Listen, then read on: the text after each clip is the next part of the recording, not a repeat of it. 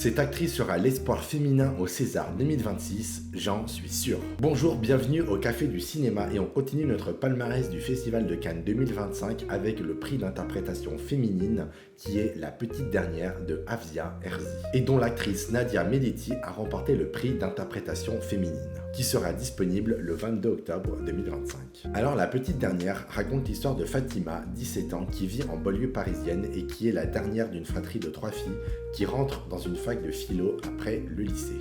Le seul souci est que Fatima est lesbienne et que dans ce lieu de vie et dans sa famille qui sont des musulmans pratiquants, l'homosexualité est mal vue. Fatima va alors tenter de s'épanouir en tant que lesbienne tout en cachant son homosexualité à sa famille et à ses amis. La Petite Dernière fut un de mes coups de cœur de ce rattrapage du Festival de Cannes. C'est un film qui arrive parfaitement à mélanger le film de banlieue et le film mettant en avant la culture queer et la communauté LGBT. Et ce genre de film qui essaye de combiner ces deux thèmes sont vraiment rares. C'est un film qui montre comment s'épanouir en amour quand on a une sexualité qui ne convient pas encore à tout le monde.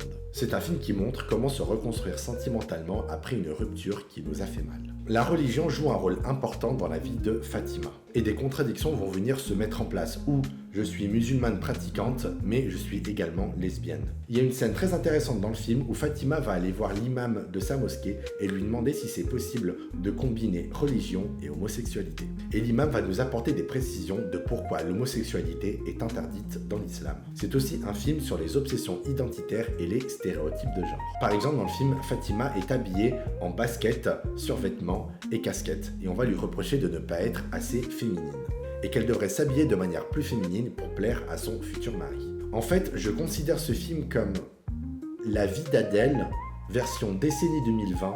J'adore ce film car il va mettre en PLS tous les droitards frustrés par le wokisme. Non, sans rigoler, le film coche toutes les cases que les droitards détestent dans un film. L'actrice principale est maghrébine, elle est musulmane pratiquante, elle vit dans les banlieues, le film met en avant la communauté LGBT, ça y est c'est bon, là on va en parler pendant des mois maintenant. Ou alors peut-être que l'extrême droite va se servir de ce film pour faire passer leur agenda raciste. En disant « Regardez, c'est à cause des banlieues et de sa famille musulmane que Fatima ne peut pas exprimer librement son homosexualité. » Alors que bon, comme si l'extrême droite était pour l'homosexualité et la communauté LGBT.